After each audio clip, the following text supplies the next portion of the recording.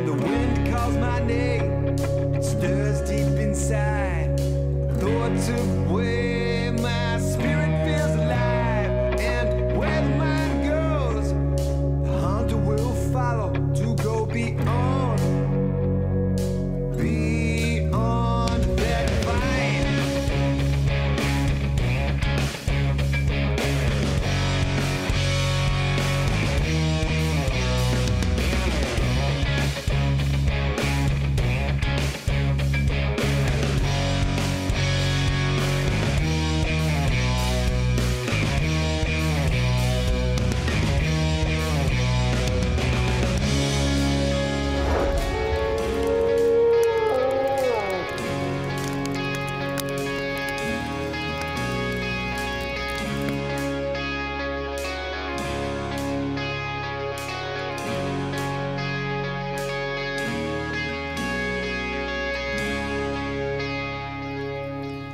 Avril dans l'hémisphère sud et la chaleur oppressante et sèche de l'été sont enfin passées. Et pour les chasseurs passionnés comme moi, avec l'automne vient le rut. Et alors que le cerf rouge et le daim commencent à se faire entendre, une des chasses les plus palpitantes et les plus difficiles de l'année est sur le point de commencer.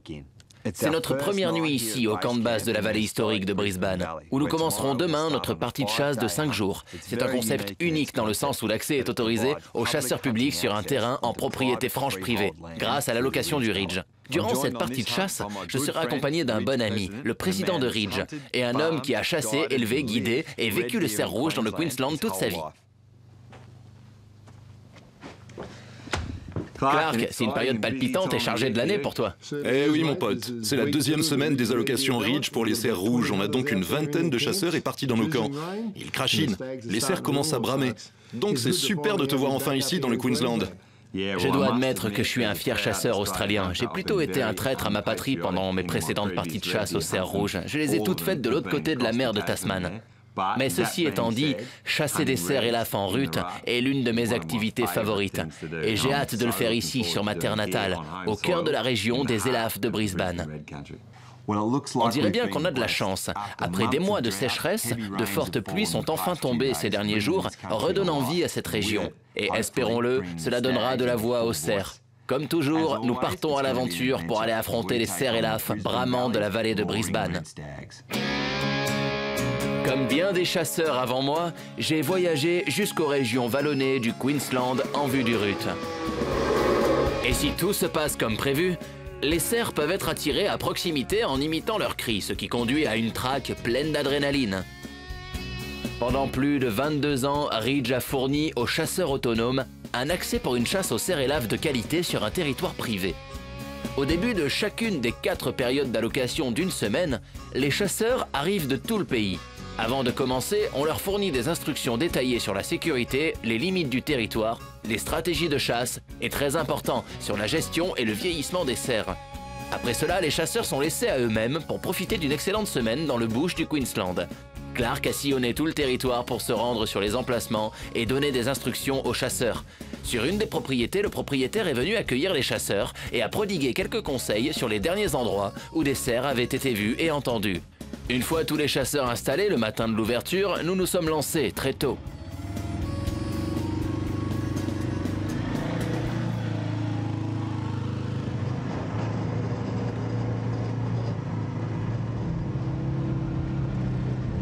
On va s'installer dans le coin par là. Ok.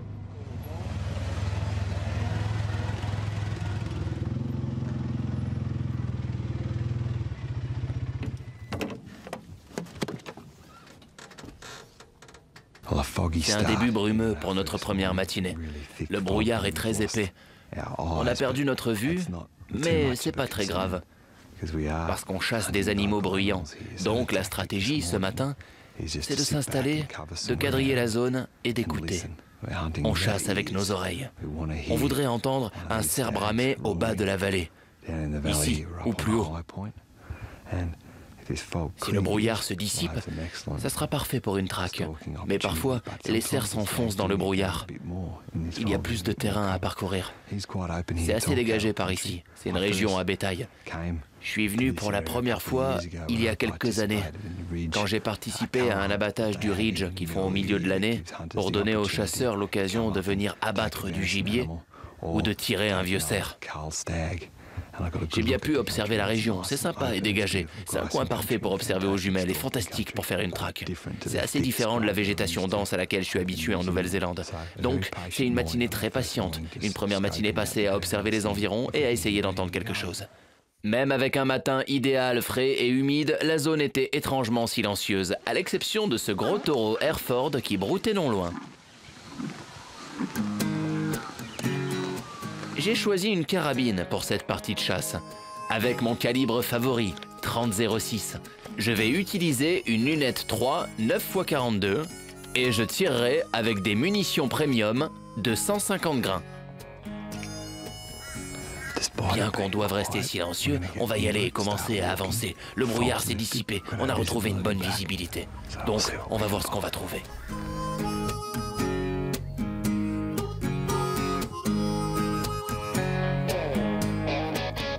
Étant donné les conditions, on savait que quelque chose bougeait. Comme on s'y attendait, alors que le brouillard se dissipait, le cerf est apparu. Il y a quelques cerfs. Sur le versant opposé, là, juste sous le brouillard. Les conditions d'observation sont assez compliquées, avec le brouillard qui dissimule tout. Mais il y a un cerf mature, juste là. C'est un 8 corps, je pense. Il y a combien de biches? 5?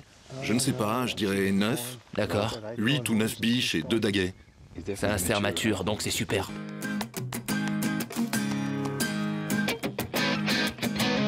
Notre but aujourd'hui était de continuer à explorer et observer. Nous avons parcouru pas mal de chemins à pied, dans le véhicule ou avec les jumelles.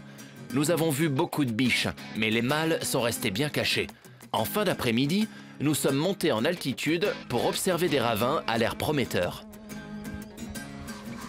C'est un bel emplacement pour un après-midi comme celui-ci. Il fait assez chaud. On vient de s'installer ici. Ça va être... Oh, j'y crois pas. C'est une harde de sanglier. Incroyable. Il doit y en avoir une douzaine. Au moins une douzaine de cochons. Il y a une douzaine de gros cochons. Il devrait y avoir des cerfs. Oui, il y en aura. Les cochons devraient être en bas et les cerfs là-haut. C'est une herbe de sangliers de montagne. Ils vivent dans la végétation dense sur les côtés. Ils sont difficiles à chasser et ce sont les sangliers les plus difficiles de la région. J'en veux un. J'ai été grossièrement interrompu par Clark qui avait repéré ces sangliers. Ce qui est plutôt cool, pas vrai? Une grosse harde. Et ils commencent à nasiller. On les entend de l'autre côté du ravin. On dirait qu'il y avait une laie. Mais ils ont bougé. On a pu repérer quelques cerfs. Peut-être que ce sont les mêmes que ceux qu'on a vus ce matin. Certains sont des biches. Il y a pas mal de biches sur ce versant. Mais on a une bonne approche. Ces territoires Ridge sont assez grands. Ils ne sont pas immenses, mais ils ne sont pas petits non plus. Ils sont certainement assez gros pour que quelques gars les sillonnent sur une semaine, même pas en totalité. Il y a une partie broussailleuse, il y a une partie cultivée qui rejoint la brousse, puis une partie plus élevée qui correspond typiquement à l'habitat du cerf. Et sans surprise, il semblerait que la plupart des cerfs soient ici. Mais étant donné qu'on est au début de notre partie de chasse et que le rut n'a pas encore commencé, ou du moins que les cerfs ne se font pas encore entendre, aussi tentant que cela puisse être de monter et partir en traque pour tirer un cerf, ce n'est pas vraiment ce que l'on cherche à faire. On va attendre et voir s'ils vont commencer à bramer. On va laisser notre odeur assez rapidement, donc il vaut mieux attendre quelques jours. Alors on fait doucement, calmement. On s'installe et on attend.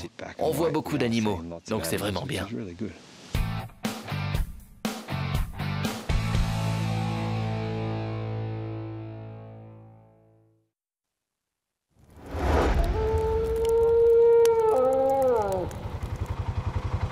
Le repérage d'hier nous a fourni un assez bon aperçu des environs et on a vu beaucoup de biches. Clark est parti sur un autre emplacement pour guider 2 autres chasseurs, donc Greg et moi partons à la recherche d'un cerf. On n'est pas loin de là où on était hier soir, à l'orée de la brousse, en observation. Ce matin, on va bouger jusqu'au ravin suivant où on peut entendre un peu plus d'où viennent les cris des cerfs. J'ai déjà entendu quelques faibles brames ce matin et cette nuit aussi quand je me suis levé. C'est un bon signe, ça commence, mais doucement. C'est une bonne matinée pour une traque, très calme, avec une petite bruine et une petite brise. On a commencé à se frayer un chemin depuis la limite de l'enclos à travers la bordure, puis doucement vers la broussaille, où une légère brûlure montrait des signes révélateurs. Ces cerfs se sont évidemment nourris et se sont frayés une piste à travers les brûlures. C'est un endroit idéal pour eux. Il y a beaucoup de traces qui mènent jusqu'aux terres cultivées, puis vers les broussailles, en altitude, où j'ai fait de l'observation hier. Rien de gros, que des biches des fends. Avec le soleil qui se lève, une belle lumière a éclairé ce versant. Ce même versant que l'on observait hier, où étaient les cerfs. Il y en avait quelques-uns de plus ce matin, mais que des biches encore. Pas de mâle. Clairement pas de mâle dans les environs. Donc, on va résister à l'envie de monter et de les traquer dans les hauteurs. On va sûrement rester à la base et voir si on peut trouver quelques cerfs, ou peut-être des frottements, quelques pistes. Ces sangliers d'hier sont en train de se battre. On les entendait. Et encore une fois, je pense que ce sera une journée où on va avancer doucement en espérant que les cerfs vont se faire entendre.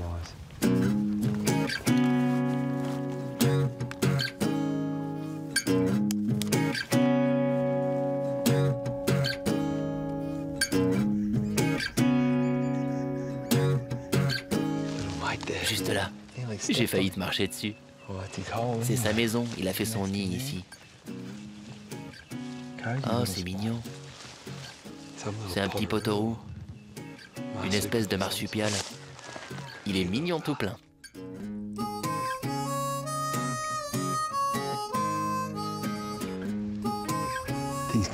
Tout peut changer rapidement pendant le rut. C'était très calme ce matin.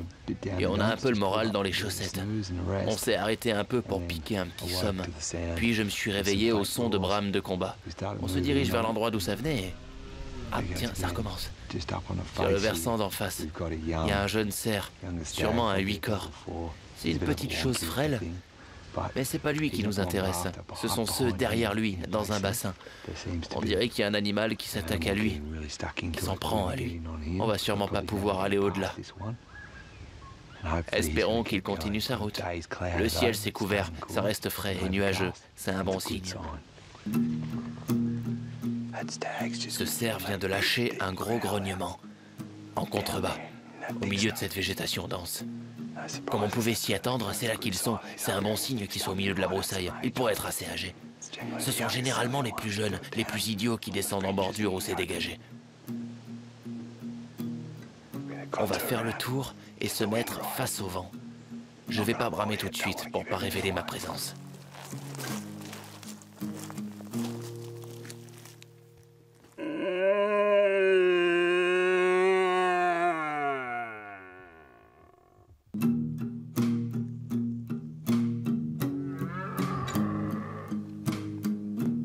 Il nous répond par deux beaux brames. Il est juste de l'autre côté de cette broussaille. Tout joue en sa faveur. Il connaît le terrain. Il a ses propres pistes. Il connaît la végétation. On doit s'arrêter, essayer de le contourner par le dessus et se mettre face au vent pour essayer de bien le voir. C'est le jeu du chat et de la souris. Parcourir ces collines devient compliqué par cette chaleur. Mais quand on entre dans un petit ravin comme celui-ci, on sent vraiment la température chuter. Et c'est au fond, dans les parties ombragées et broussailleuses, que les cerfs brament généralement. Ça leur demande beaucoup d'énergie de bramer. Donc, ils ne le font pas dans des endroits dégagés sous le soleil. C'est généralement le matin quand il fait frais, puis le soir et la nuit, comme la nuit dernière. Mais si on veut les entendre pendant la journée, c'est ici que ça se passe. Avec des températures frisant les 30 degrés, nous sommes montés vers ces têtes de ravines escarpées. Mais avec la brise de la mi-journée, désormais chaude et écrasante, je savais qu'il n'y avait aucun intérêt à essayer de partir en traque. La meilleure chose à faire maintenant est d'être patient et de ne rien faire. C'est parti pour une longue attente. On a attendu ici pendant environ 3 heures. 3 ou 4 heures maintenant.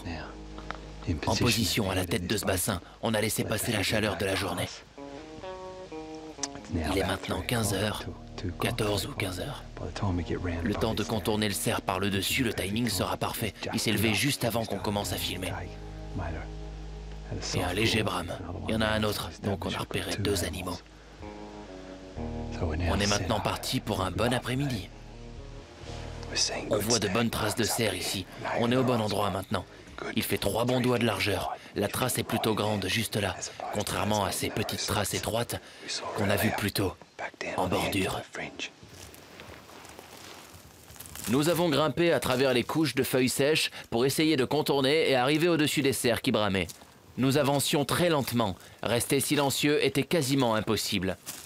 Avec de la patience et de la persévérance, on a enfin fini par arriver de l'autre côté de la tête de ravine avec la brise de face. Espérons que le cerf ne soit pas loin.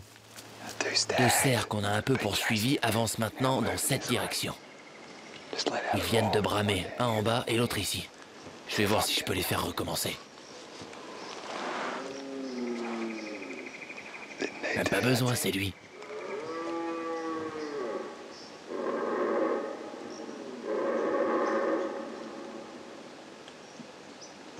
Super.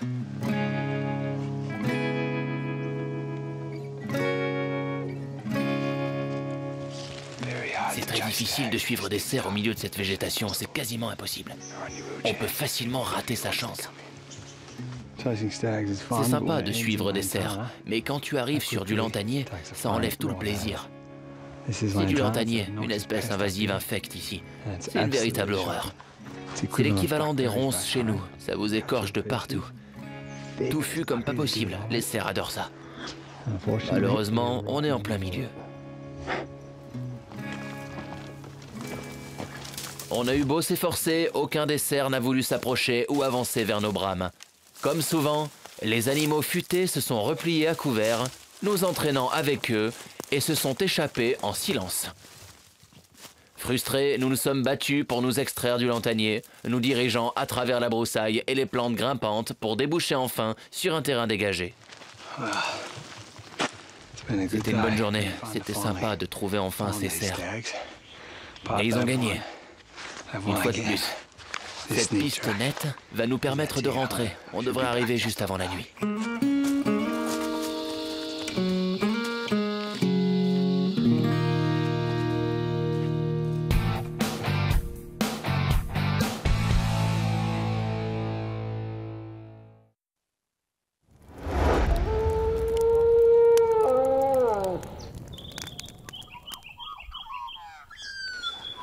Cet endroit a été très productif ce matin. Il y a 3 groupes distincts de biches, avec sûrement une douzaine, entre 10 et 12 animaux. Il y a un beau 8-corps qui a mené ce groupe de biches dans la broussaille. Je viens d'apercevoir le plus beau cerf que j'ai vu. On dirait aussi un 8-corps, avec des bois longs de 75 cm sûrement. Ça serait un trophée plus que convenable pour un débutant ici. On cherche une de ces grosses bêtes énigmatiques à 12 corps que cette région peut produire. Mais ils sont difficiles à trouver. Il y a 2 beaux 8 corps sur ce versant. C'est un bon début. Il est pas mal. Je dirais qu'il y a 1000 mètres jusqu'à cette colline. Puis 500 mètres du versant, donc 1500 mètres. C'est une journée très calme. Bien que les conditions soient presque parfaites, les cerfs n'étaient toujours pas décidés à bramer. Nous avons commencé à avancer à travers les arbres, plus en altitude, en les contournant. Et bien qu'on ait trouvé pas mal de cerfs, les mâles étaient étonnamment absents. On sort d'une longue période de sécheresse. Et ces têtes de ravine, bien qu'elle soit couverte d'impérate cylindrique, elle est relativement courte comparée à d'habitude. Elle peut monter jusqu'à 60 voire 90 cm ici. Les cerfs aiment se coucher tranquillement dans ces têtes de ravine. Le vent souffle dans leur direction. Ils ont accès à de la bonne herbe. Quelques cerfs sont déjà venus ici. On en a observé plusieurs plus bas devant. Quand ils ne brament pas, c'est un bon endroit pour les traquer. Ça ressemble beaucoup à la traque au sambar chez moi. Il faut contourner ces têtes de ravine en espérant y dénicher quelque chose. La seule chose à faire était de continuer à avancer. Dans un endroit aussi propice, avec une parfaite brise de face qui se lève, il fallait bien que quelque chose se produise, et ça a été le cas. On vient de repérer un cerf en contrebas. Greg a vu l'arrière de l'animal à travers les arbres, et on pense tous les deux qu'il est à abattre. Ces bois sont très peu développés. On regardera ça si on réussit à l'abattre, mais on va essayer de s'approcher discrètement et de voir si on peut le faire sortir de la harde. Le cerf se nourrissait de sous-étages à découvert, mais au milieu des arbres dont les troncs épais bloquaient la ligne de mire. Si je voulais avoir une chance, je devais me rapprocher. J'ai pris le risque et je me suis faufilé d'arbre en arbre, de plus en plus près. Alors que j'essayais d'avancer d'un arbre de plus, le cerf m'a repéré, et c'était le moment ou jamais.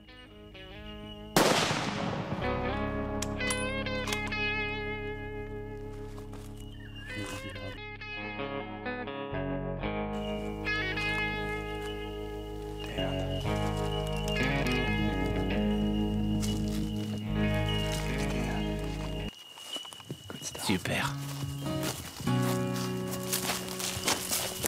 C'est top. C'était vraiment un cerf à abattre, sans le moindre doute. Une mauvaise tête, de mauvaises gènes. Abattre ce genre d'animaux dans une harde est une tâche essentielle dans la gestion des cerfs et des trophées. C'est une des responsabilités principales de Ridge, ici, sur ses propriétés. Cette bête n'est pas très vieille. Il a sûrement 4 ou 5 ans, à vue de nez. Pour l'estimer, je me base sur son pédicule, qui est encore un peu surélevé en haut du crâne. Et sa tête commence à vieillir. Les anneaux autour des yeux, typiques des jeunes spécimens, commencent à disparaître.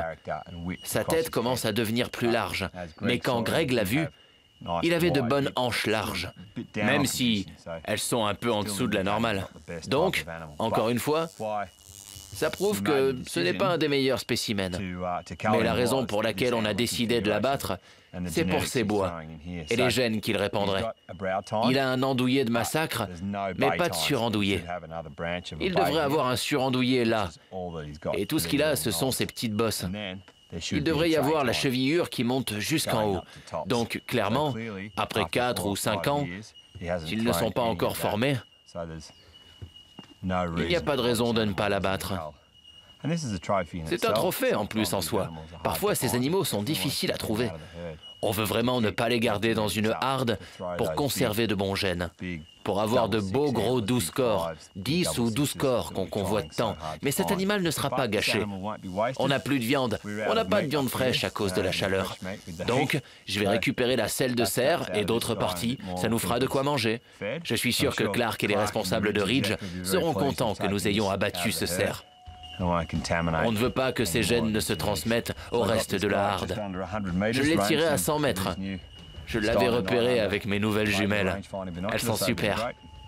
Et je l'ai eu en un coup, avec une très bonne carabine calibre 30-06, avec des munitions 150 grains. Il est tombé net avec ça.